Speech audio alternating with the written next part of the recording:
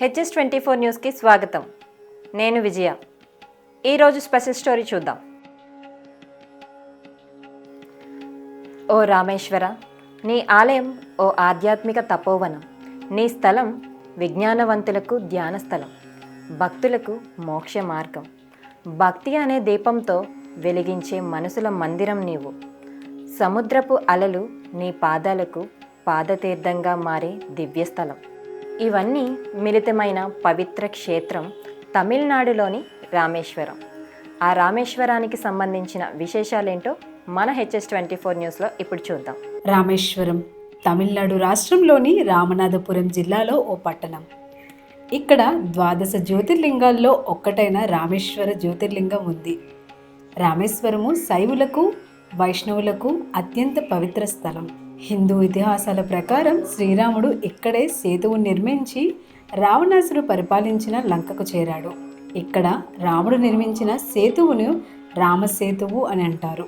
ఈ సేతువును రామేశ్వరం సమీపంలో ఉన్న ధనుష్కోటి నుండి శ్రీలంకలో ఉన్న తలై మన్నార్ వరకు నిర్మించబడిందని పురాణ కథనాలు వర్ణిస్తున్నాయి. రావణుని సంహరించిన తరువాత రాముడు శివునిని పూజించిన స్థలం ఇది. ఇక్కడే రాముడు లింగాన్ని ప్రతిష్ఠించి పాప విమోచనం కోరాడు.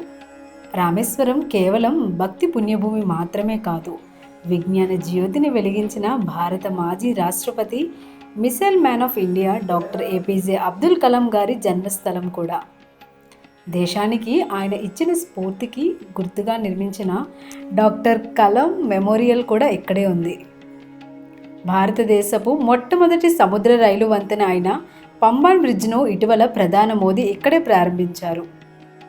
ఇక్కడి ఆలయం దక్షిణ భారతదేశంలోని గొప్ప ఆలయ నిర్మాణ శైలికి ఉదాహరణగా ఉంటుంది.